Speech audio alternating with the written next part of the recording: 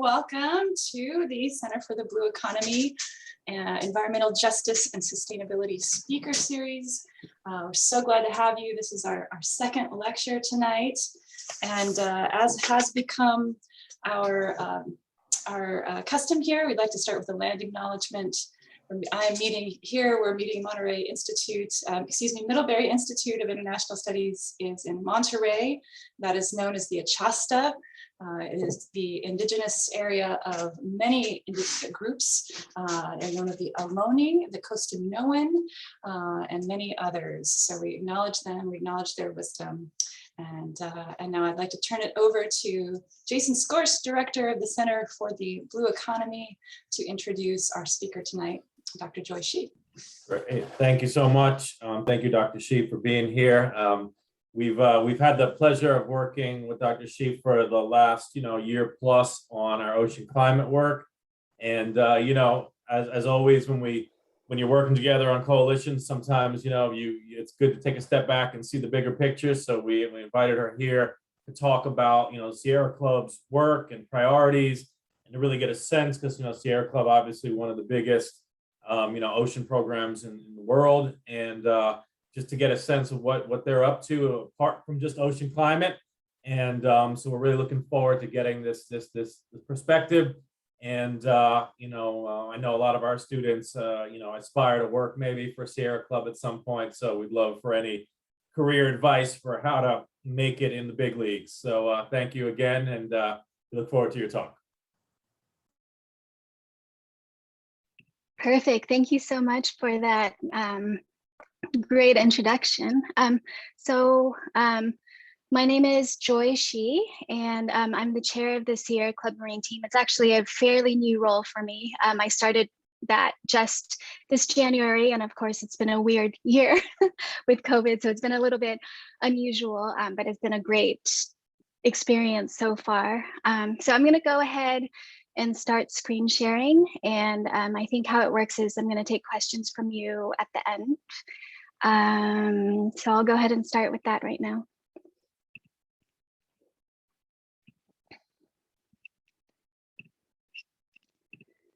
All right, so hold on one second.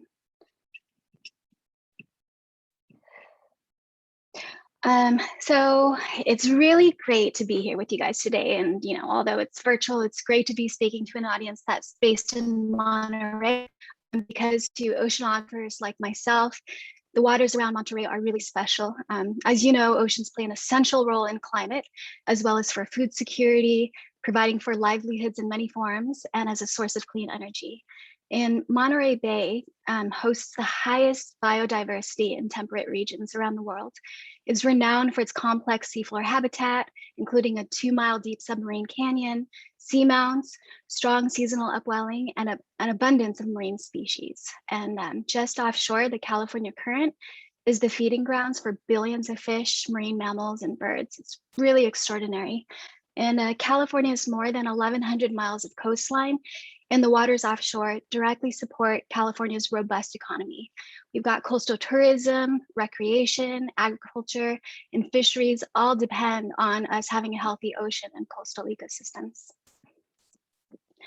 So when we think of carbon sinks, we often think of terrestrial forests. But the oceans have absorbed as much as half of all anthropogenic carbon emissions over the past 2 centuries that would have otherwise stayed in the atmosphere. It's a huge service that the oceans are doing for us that significantly reduces the amount of global warming we are experiencing.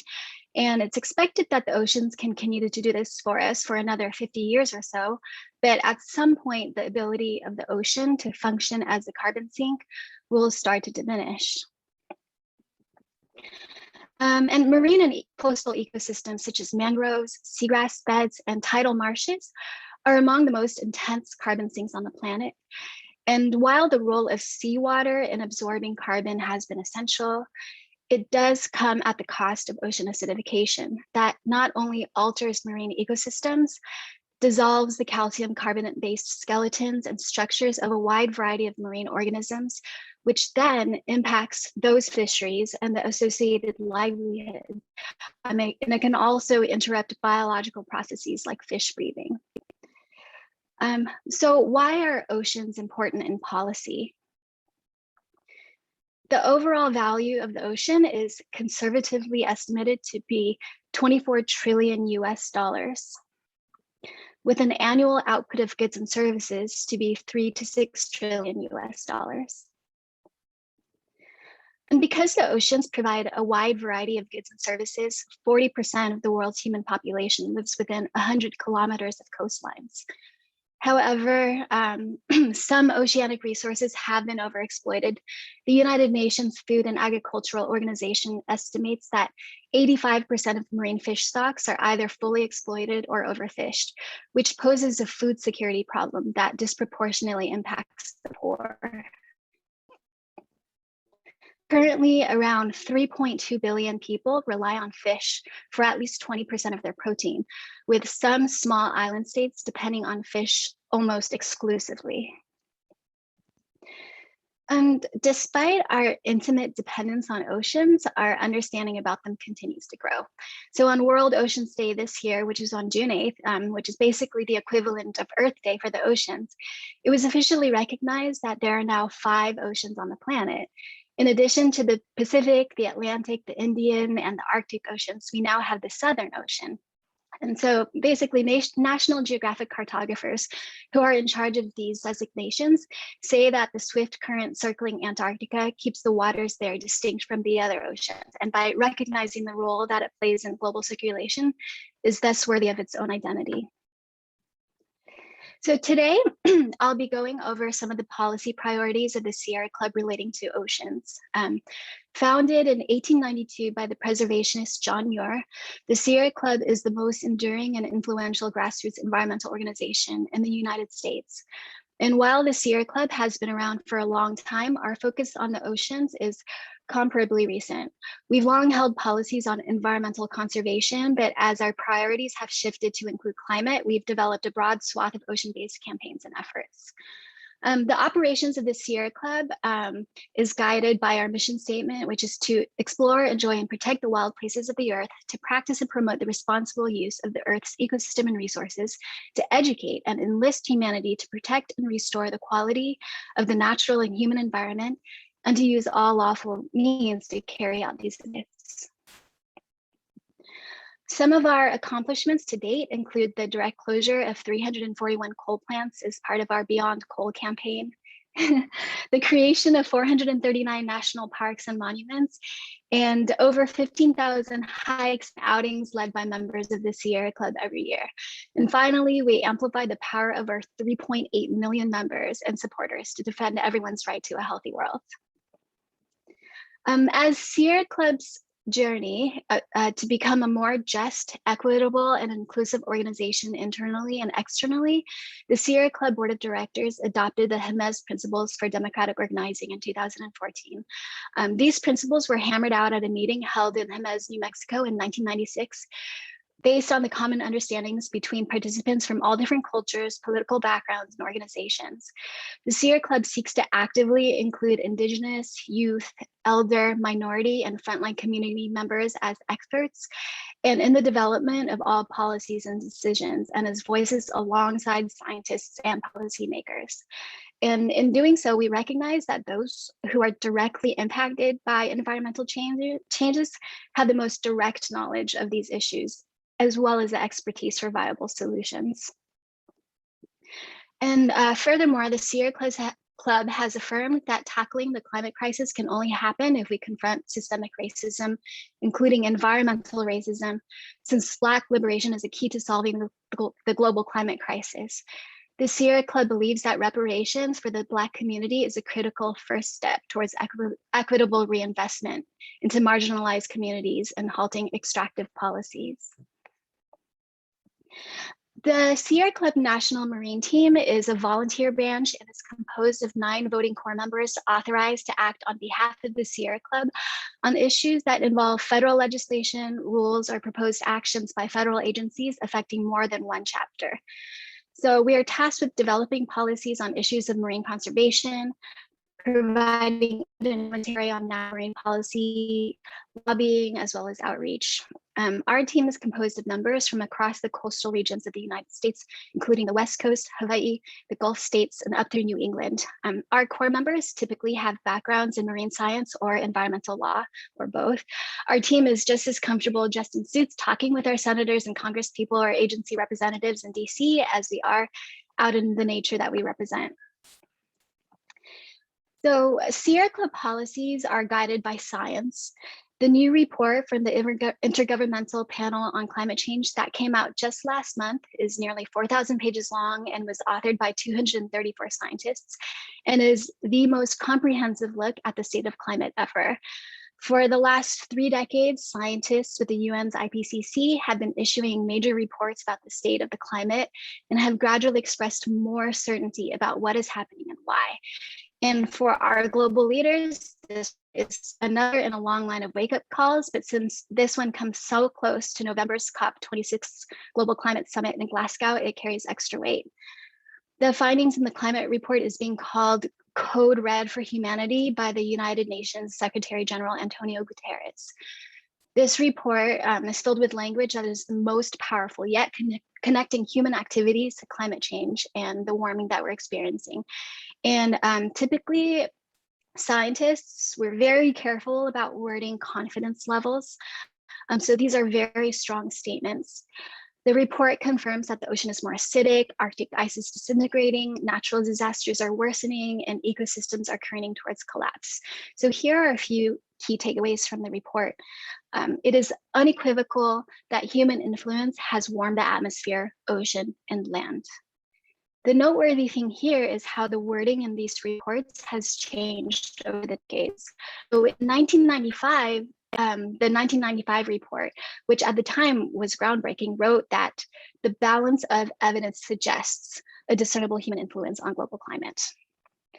The 2014 report graduated to saying that human influence on the climate system is clear. Today, with the growing compendium of scientific evidence, it's unequivocal. The next, so the last decade was more likely than not warmer than any multi-centennial period after the last interglacial, roughly 125,000 years ago. This is a pretty astounding fact. Human-induced climate change is already affecting many weather and climate extremes in every region across the globe. The IPCC has connected the dots on climate change and the increase in dangerous extreme weather events. It has also shown that these effects are going to be felt in every corner of the globe and will get worse as temperatures increase across higher and higher thresholds. We don't need to predict into the future to see this. We've already seen the change in recent decades. So here's a neat tool that's hosted by the New York Times, with which you can compare how much hotter your hometown is today compared to when you were born. So for example, in Taipei, Taiwan in 1982, you could expect about 5 days per year to reach at least 90 degrees. In 2017, when this tool was actually published, you could expect 29 days to reach at or above 90 degrees per year. With further global warming, every region is projected to increasingly experience concurrent and multiple changes in climatic impact drivers. Impact drivers refer to the many types of climate change effects, such as wildfires or coastal flooding, and these impacts will become incrementally worse as emissions and consequently warming continue.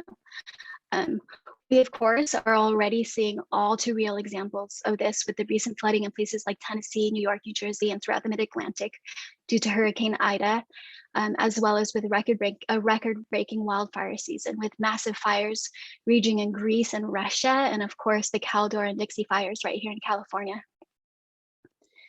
Finally, global warming of 1.5 degrees Celsius and 2 degrees will be exceeded during the 21st century unless deep reductions in carbon dioxide and other greenhouse gas emissions occur in the coming decades. Discussions around climate change often involve the idea of keeping the planet from warming more than certain thresholds, such as 1.5 or 2 degrees, the latter of which scientists and policymakers have typically identified as a threshold of the planet is to avoid catastrophic or irreversible consequences. The planet is already experiencing a 1.09 degree Celsius of warming. So the best case scenarios in the report set warming to stabilize at 1.5 degrees, but that would require cutting emissions to net zero by 2050. And although we're currently falling short of what is needed to avoid the worst effects of climate change, 100+ countries have made informal pledges to achieve net zero human-caused CO2 emissions sometime around the mid-century, which will be a key part of the negotiations at COP26 in Scotland. So if we can uphold these commitments, we can avoid the worst case scenarios of climate change.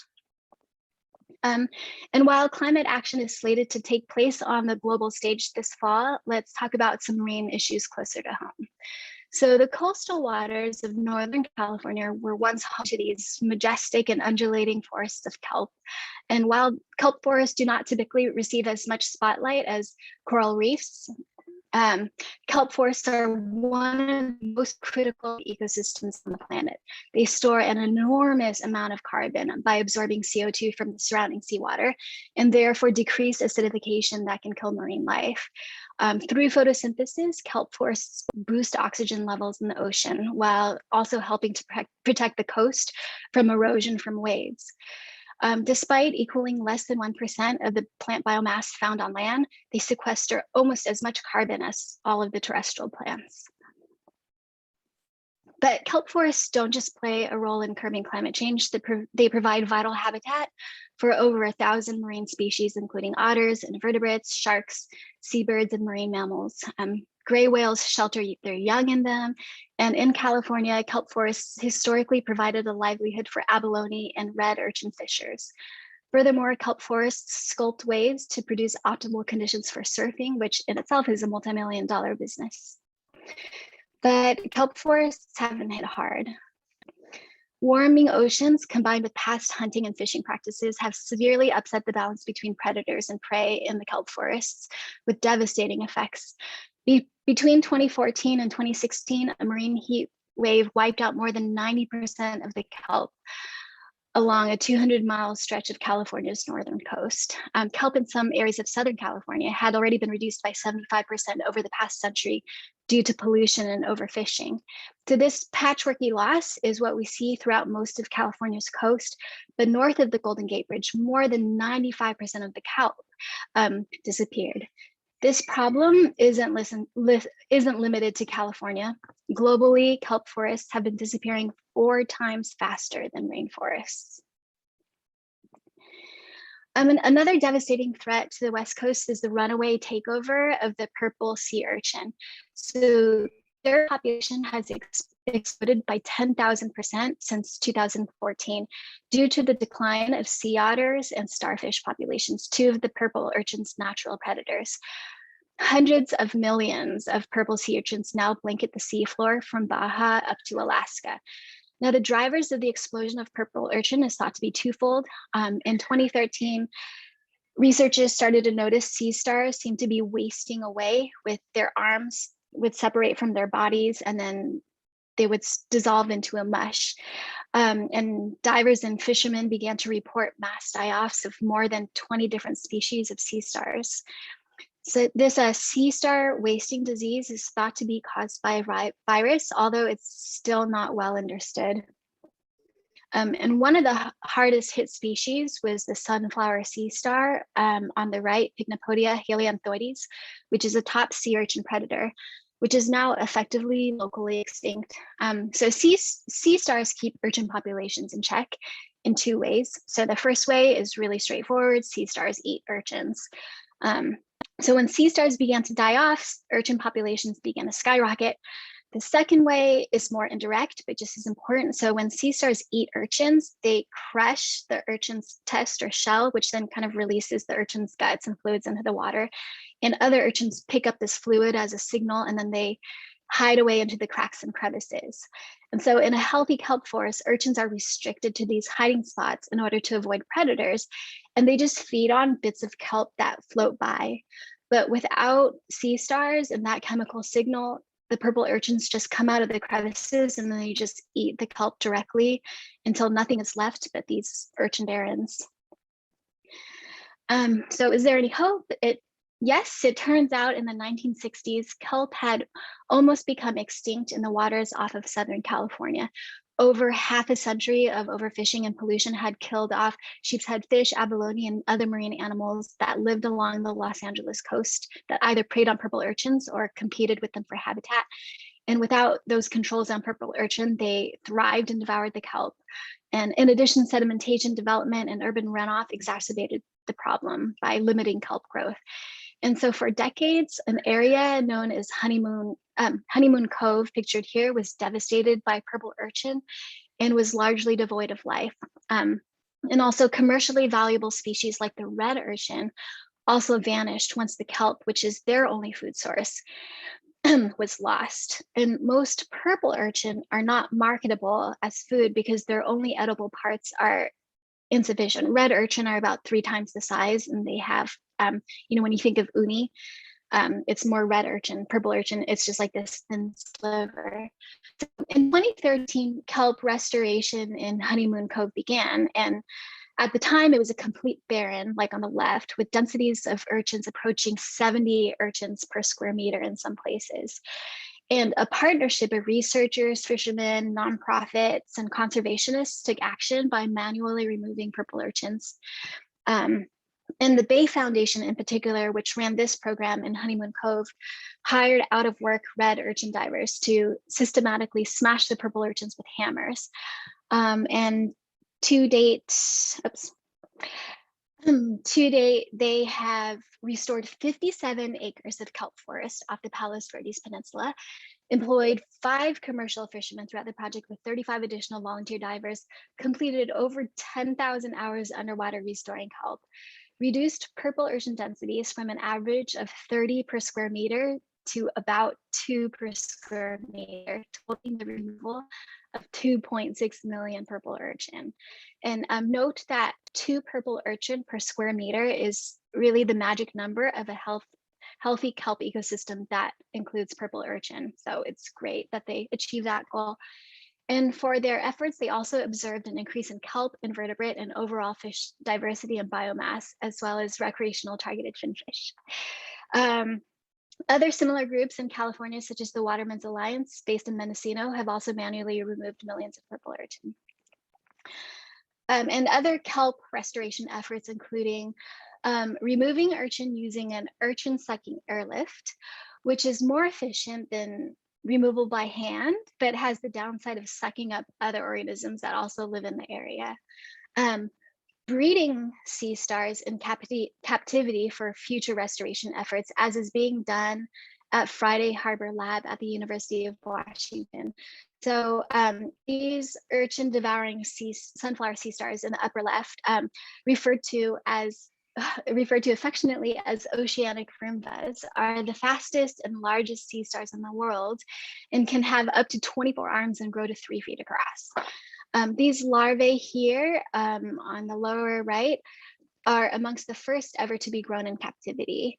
However, it's unknown if these captive bred sea stars would survive once transplanted to the wild. Multiple projects from the Bay Foundation in Southern California to the National Marine Fisheries Service headquartered at Bodega Bay work to restore abalone to their natural populations.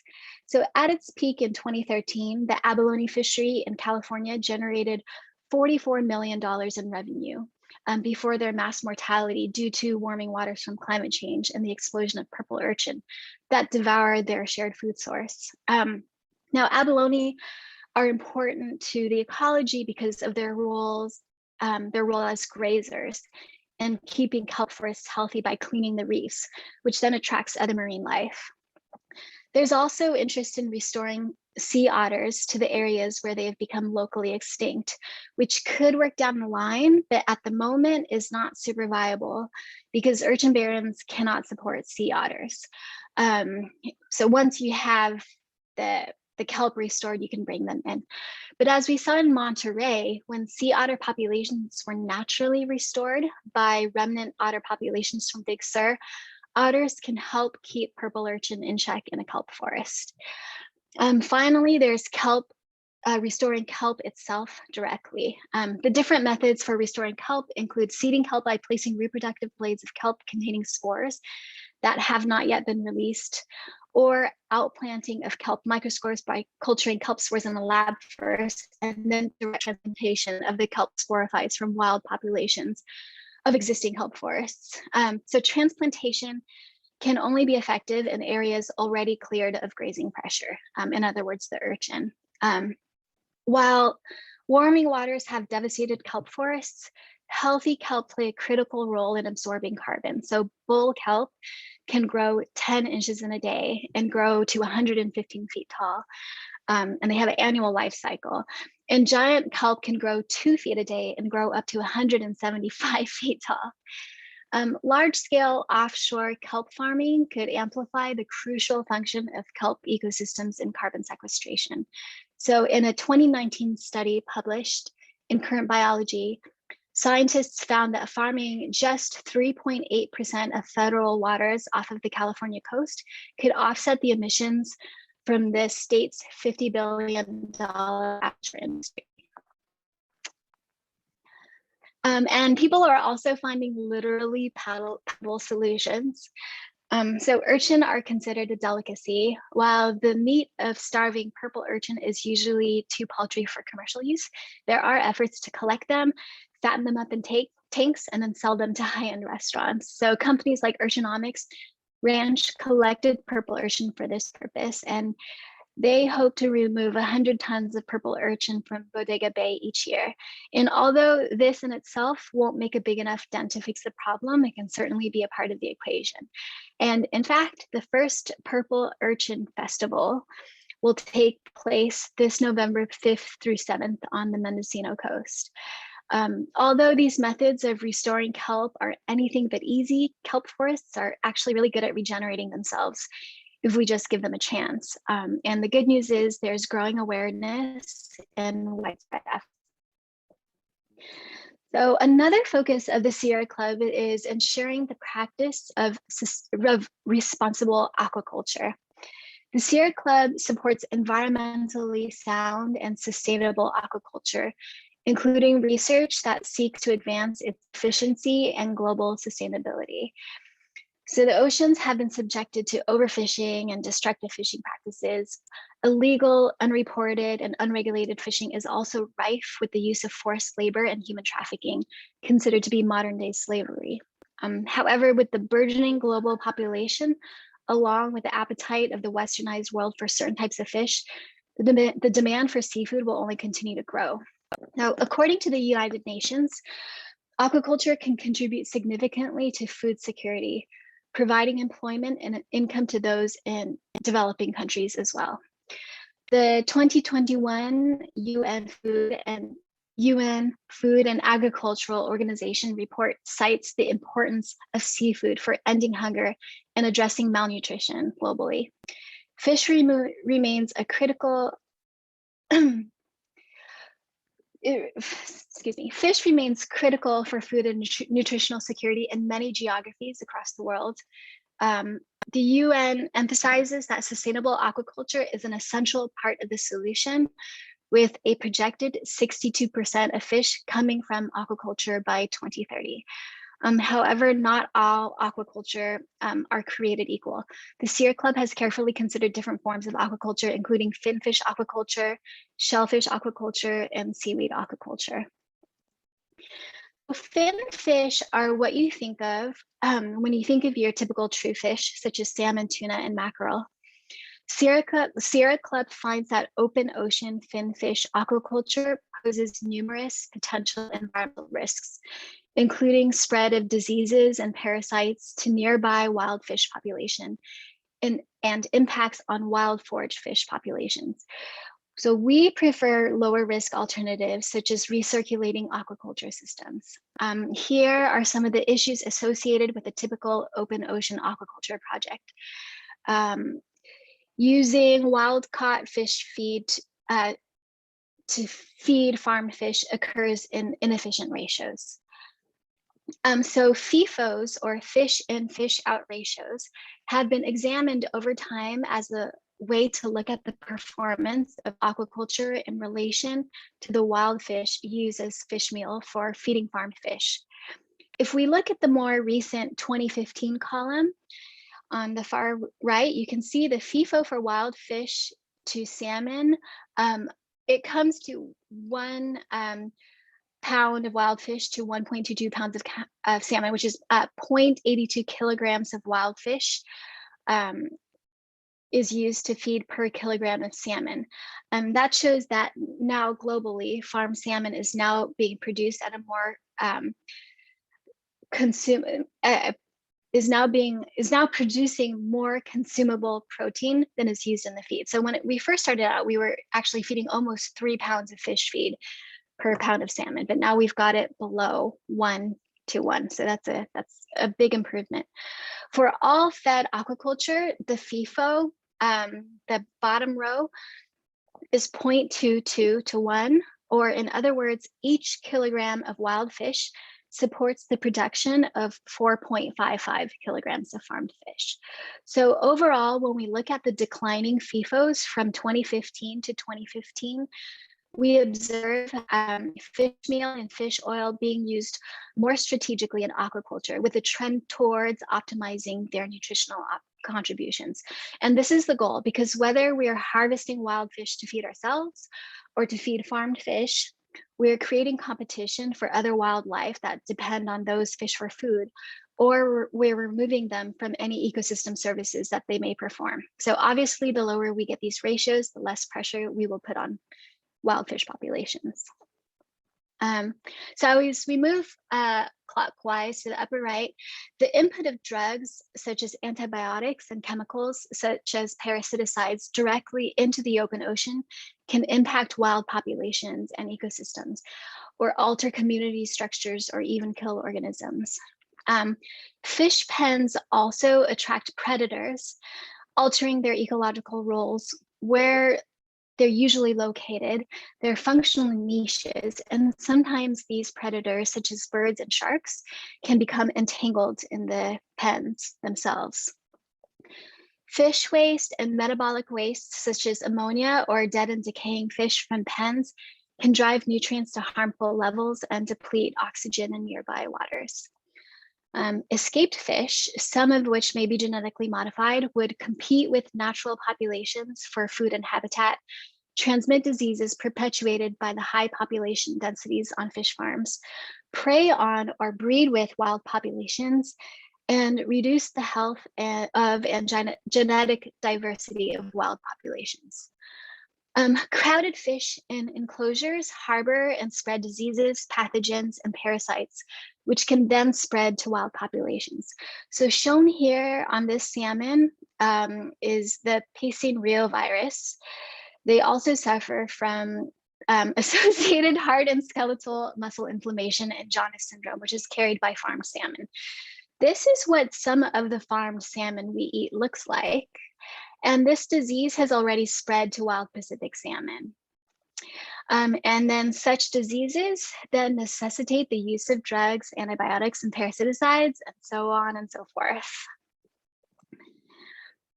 So thus, the Sierra Club Marine Team's support for proposed open ocean finfish aquaculture projects will depend upon there being an effective and comprehensive state or federal regulatory and monitoring system in place to prevent anticipated and unanticipated harm, and to detect the onset of environmental damage early enough to stop it. Aquaculture projects must meet these following set of conditions for support by the Sierra Club Marine Team. A comprehensive environmental review process with a minimum 60-day public comment period that describes siting of the project, impacts on the ocean and nearby sensitive ecosystems and wildlife, the use of chemicals and drugs, the use of wild fish feed for fish meal, and how the design of the project will avoid adverse environmental impacts, minimize unavoidable impacts, and have mitigation and monitoring plans. The siting will not be located near marine reserves or protected areas, will be respectful of and does not threaten the sustainability and subsistence fishing practiced by Native Americans or Native Hawaiians. And the farm fish will be limited to the use of species and broodstock native to the region of the aquaculture site, include contingency plans for dealing with disasters such as hurricanes or tsunamis. The project will be designed, located, and operated to prevent the incubation and spread of pathogens, the use, including the prophylactic use of antibiotics, pesticides, prescription and non-prescription drugs, and other chemical treatments will be prohibited, with any exceptions requiring the consultation with the commissioner or FDA be strictly monitored and minimized to the maximum extent feasible. And the use of wild fish feed as a feed ingredient should be avoided or minimized. We feel that genetically modified species should not be cultured, and the facilities and operations should be designed and operated to be effective at preventing the escape of cultured fish into the marine environment. The permittee shall maintain records on all escapes, and in the event of escapement, the number of escaped fish and the circumstances surrounding the incident should be reported so that they can be incorporated into future plans. Any project impact analysis should include detailed timelines, performance criteria, and success criteria, and project requirements must be enforceable with appropriate penalties, and reports should be submitted regularly. So we have very strict standards for open ocean aquaculture projects, obviously. The Sierra Club strongly supports seaweed farming in our aquaculture policy. So seaweed farming is currently the fastest growing aquaculture sector. Seaweed aquaculture projects can aid with climate change mitigation and adaptation via carbon capture and sequestration. So kelp in particular, as I mentioned, appears to offer the potential for permanent sequestration of carbon in the deep ocean.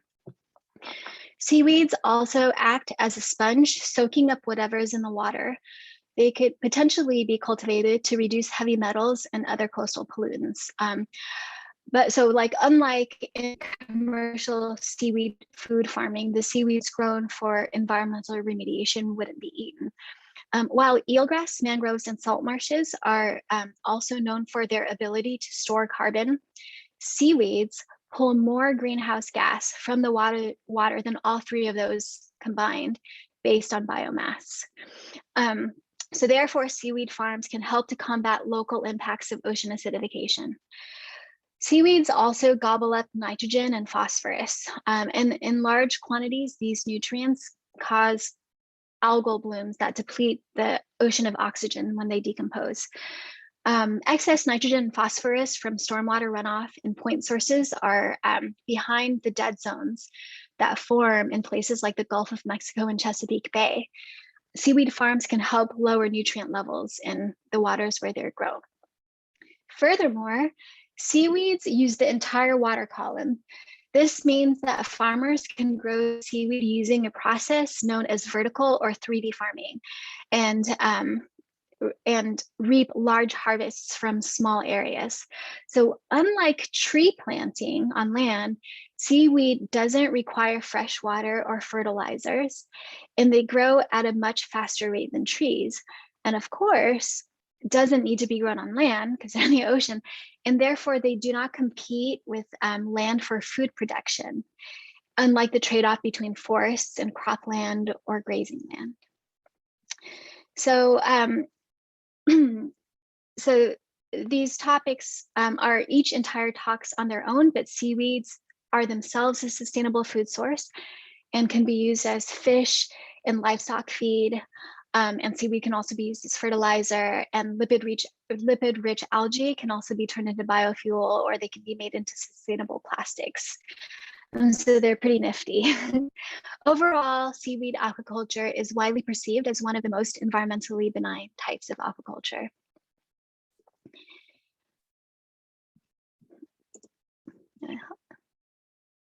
One second here.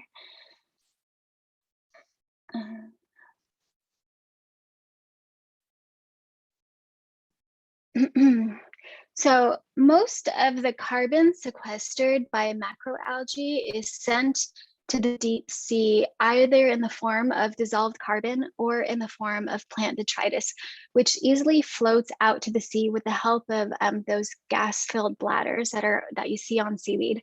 So unlike mangroves and seagrass, kelp usually grows in these rocky and turbulent high activity coastal areas where plant material doesn't get buried. So instead, bits of kelp get exported to the deep sea where the carbon can be sequestered. So because the carbon from macroalgae is stored far away from the shore, it's less likely to be disturbed and returned to the atmosphere. So in fact, farming macroalgae in just 0.001% of seaweed growing waters worldwide, and then burying it at sea could offset the entire carbon emissions of the rapidly growing global aquaculture industry, which supplies half of the world's seafood. Altogether, 18.5 million square miles of the ocean is suitable for seaweed cultivation. So startups like Running Tide in Maine are taking advantage of kelp's carbon storage potential and as a nature-based tool by growing kelp and then sinking it to the bottom of the ocean. So once kelp is farmed at their hatchery, it's moved to deep water where it can be sunk. And as the kelp grows, it eventually becomes too heavy for the buoy that it's grown on, and it begins to sink in the ocean. And then eventually the water pressure takes over and then pushes it into the deep sea. And then this sequesters the carbon because it's very cold down there and there's no turbulence, and it slowly gets buried by sediment. So it's inert, and that's how the carbon is stored and captured. So companies can then buy carbon offset credits from Running Tide. And one of their first big clients that bought their carbon credits from them is Shopify.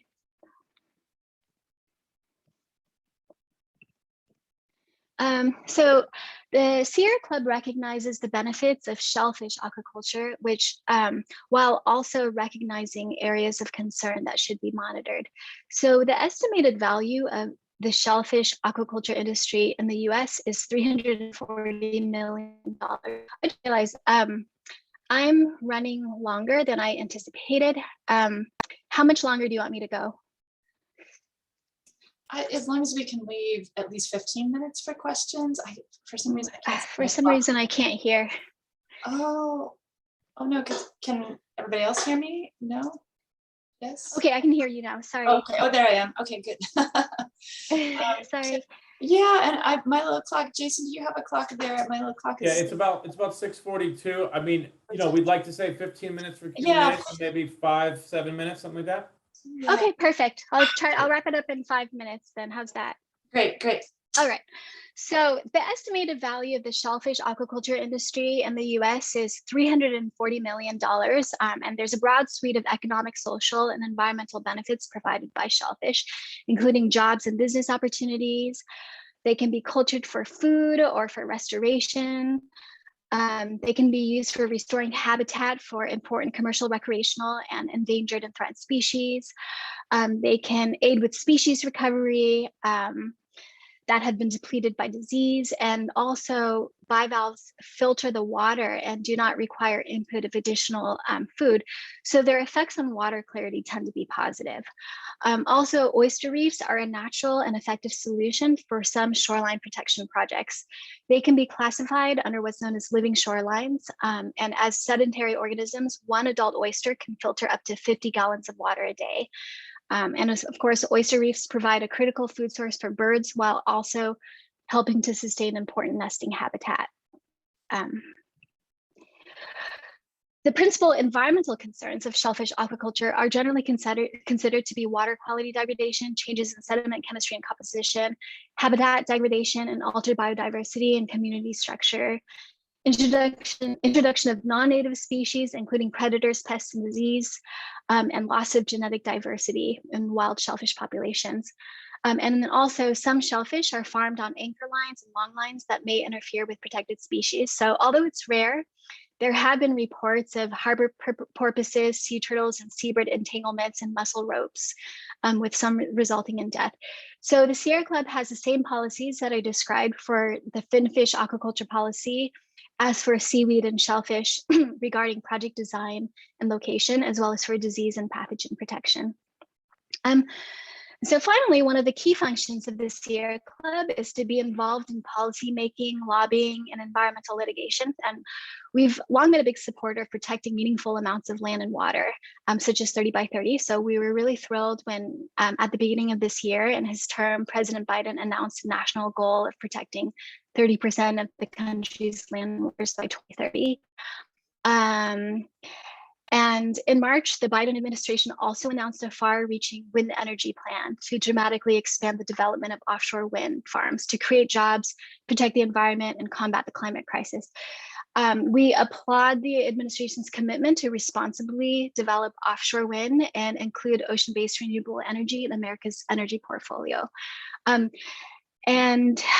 the Sierra Club will not generically oppose offshore wind projects ever, we do caution a need to balance between environmental concerns with the need for clean energy.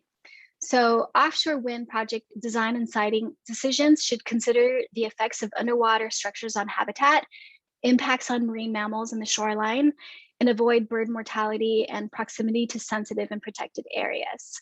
And offshore projects have their own set of sensitive issues which must be considered.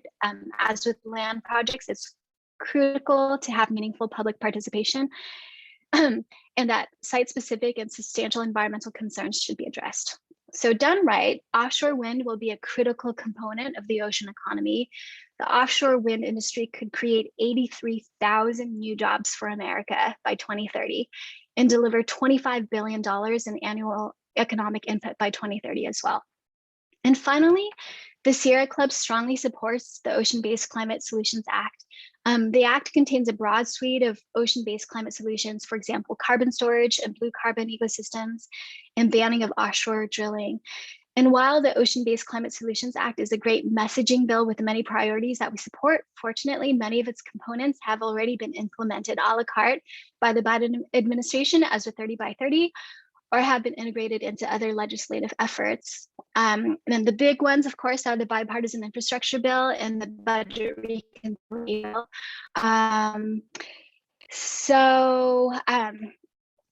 As you know, the House passed a $3.5 trillion budget resolution for the reconciliation bill after promising to vote on the bipartisan bill by September 27th. So the Sierra Club continues funding for climate restoration and resilience projects, environmental justice, and other items that are critically underfunded or missing from the bipartisan infrastructure bill, and to put it into the budget reconciliation bill. We feel that the bipartisan infrastructure bill passed by the Senate earlier this month is a great start, but falls far short of providing the investments desperately needed in communities across the country. Therefore, the bipartisan bill must be complemented by the full level of reconciliation investments authorized by Congress in its joint $3.5 trillion budget resolution. We feel that any vote on the bipartisan proposal must be preceded by the passage of the reconciliation bill. And we're keeping track of what's been earmarked, what's needed, and comparing the bipartisan bill of reconciliation and the American Jobs Plan in this spreadsheet here, which is available through our website. And while it sounds like the oceans have faced a great deal of adversity at the hands of humans, it's important to recognize victories. Just a quick one is the international moratorium on commercial whaling. At one point, there were only 450 humpback whales left in the Atlantic in the 1950s. And now, because of the moratorium, there are 25,000, the number that scientists estimate to have been around before hunting began. And another great thing to keep our optimism up is that latest IPCC report found that there is no actual like threshold tipping point, the intensity of these disasters are scale with the amount of emissions that we emit. So basically, we can choose the degree of climate change impacts with our decisions. And with strong policies and clean energy jobs, and so on, we are showing that we can commit to the right path. I'll go ahead and skip that because I'm over the time. So that's all I have for you today. So before COVID-19, the Sierra Club had a lot of fun events. We had in-person speaker and film events. We had outings and hikes. But while we navigate safe community involvement through the continued pandemic, we've been hosting a series of free webinars on marine topics, with ones coming up on flooding and climate justice and marine plastic pollution. And we're also working on an ocean policy writing workshop with Blue Frontier Campaign. So please follow our Facebook page at facebook.com/marineaction for updates. And if you have any questions, I'll take them now. Thank you so much, Joy. Oh, thank you. Sierra Club has done so much. And really great. And I know our students are going to have some questions. So you can use the raise the hand function. You can say in the chat that you'd like to ask a question. Oh, I need to actually allow you to unmute. So give me one moment to do that. And let's see. I don't see a hand up yet. Anyone? Anyone? Looks like Molly. Oh, great. Yeah, Molly. Okay, Molly, you're up first, followed by Mary. Great, thank you. Awesome, great. Thank you so much, Joy. First of all, that was a really engaging presentation, and I had so many random questions. The first was, I think in the very beginning, you said that the ocean was valued at, what was it, 24 trillion? Billion? Was that right? Okay. My question was just going to be, what factors or inputs went into that number? So it is literally everything that the ocean can do for us, starting with like the resources that we harvest from it, which includes seafood, it can include minerals, it can include sand, unfortunately, and it can include fossil fuels, but also it's the fact that it's important for trade and distribution, all of the shipping that happens, its role in climate change and absorbing the carbon that we're emitting. It includes tourism and diving and whatnot. It's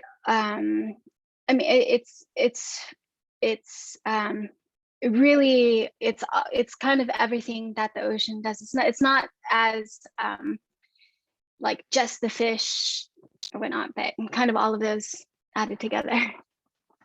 Okay, great, thanks. And then my second question, what was the name of the Roomba starfish again? Oh, it's the sunflower sea star. Sunflower sea star. Okay, great. Yeah. Thank you so much. Yeah. All right, Mary, you're up. Mary. Yeah. Hi, thanks for coming. This is always my favorite class because the people that speak are just the dopest. So I basically wanted to ask a question I'm sure you anticipated, but as we're applying for internships and whatnot, the Sierra Club is obviously one of the big companies we all want to work for. Is there a certain thing or a certain piece of advice you would give us when we're applying for internships and jobs with the Sierra Club on kind of how to get our foot in the door? Absolutely. So it helps. So the Sierra Club, we definitely have our sort of core team that works in DC and then in each state as well. But the majority of our work and efforts and successes are driven by the amazing, amazing volunteers that we have and the hundreds of chapters that we have across the country. And the best way to really get into the Sierra Club, if you're not trying to get an internship immediately, even if you just have a few months, is to try and volunteer with your local chapter, just to get your foot in the door. And you'll quickly find, I mean, this is a great way to kind of like get up to speed with how the Sierra Club works, because if you do interview for an internship or a job down the line, you know, we're a very grassroots oriented and run organization. So they'll want to know that you understand what it's like at the chapter level, and how we kind of harness the power of volunteers. So, you know, a lot, depending on what you like to do, like if you're more of like a desktop computer system and you want to help with like outreach or emails or administration, there are lots of opportunities for that. Or if you want to help lead hikes. So really, volunteering is a really fun and easy, and it can be a very small time commitment, like a couple hours a month, really, just to get your foot in the door. And you'll also find that once you do that, the people, like the people on the executive committee of those chapters will quickly recommend you for opportunities. It's a very supportive organization. So, I mean, if you volunteer for any amount of time, you will almost certainly be offered an internship at some point. So that's really the best way. Or if you've also, it doesn't even necessarily have to be the Sierra Club, although that's what we hope for. But if you volunteered with a similar nonprofit, that's definitely helpful, because then you sort of understand the spirit of nonprofit and grassroots work. Awesome, thank you. Sure. Courtney and Maddie. Courtney and Maddie. Hi, I have a question. Hello. And so I was intrigued when you were talking about the criteria and requirements for the aquaculture that the Sierra Club promotes. You mentioned something about GMO, like not including GMO modified fish. And I've heard about this before, but and this might mean that I need to do more research on my own. So if you don't have an answer, that's totally fine. But I've heard that GMO is just like speeding up natural selection, and that it's like the similar, like we'll get to the same fish at the same point, like in the future. But can you talk about that, and like why GMO fish are? Sure. So, so genetically modified organisms are not necessarily bad. The point that you made is true. So the only reason why we don't want genetically modified fish in these open aquaculture systems is because they might escape. And if they escape, so typically we genetically modify organisms to give them some kind of advantage, like they're going to grow faster, or they're going to reproduce more, lay more eggs, or they're going to be resilient to some kind of pest. So they're meant to be more competitive or successful. So if any of those genetically modified fish escape, they are going to probably overwhelm the natural wild populations. And so therefore that would be a bad thing. So we don't want to decrease. So genetic diversity is good. It's very important, right? So we don't want to reduce the natural genetic diversity, and we don't want the farmed fish to outcompete wild populations. So that's why we oppose it. Gotcha. All right. Thank you so much. Appreciate it. Sure. Ben? Yeah, hi. So thanks so much for a great presentation. My question actually goes off of that question. Do you have any examples of finfish aquaculture that meet all of your criteria and have been successful? Because I'm kind of skeptical of finfish aquaculture overall. We don't. So we try really hard. Our core group will circulate proposals for different open ocean aquaculture projects, and we'll try really hard to find one to support, because we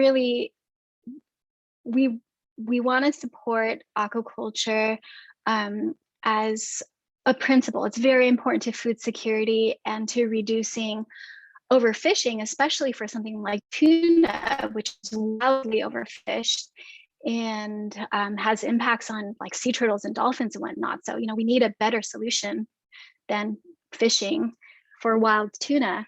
But, we have not found an open ocean finfish project that meets our criteria, but we do encourage those criteria to be met. Yeah.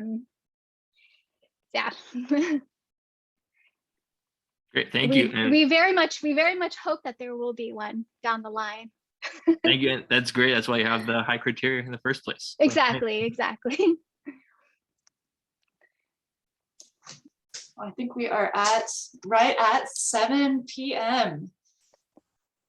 Thank you so much. And we didn't say this at the beginning, but we should point out that Joy and the Sea Otter Club were instrumental in working together with us and with Blue Frontier in kind of helping forward this Ocean Climate Action Plan white paper that kind of morphed into the bones of the Ocean-Based Climate Solutions Act, which then was picked apart and is now little pieces in the reconciliation bill and the infrastructure bill. So it was so great to be on the team with you. It's been such an honor to be a part of it, really. Awesome. Well, thank you so much for having me. Yeah, and let's cross our fingers that it gets over the finish line in these next few weeks. Getting nervous, but feeling hopeful and nervous at the same time. But Exactly. Joy, thanks so much for joining us. We hope that we'll be able to see you in person one day, and Yes. to definitely let us know if you're on the Central Coast, and we'll definitely arrange an in-person gathering. Perfect. Thank you so much, everyone. All right, take care. Good night, everybody. Thanks. Good Goodbye. night.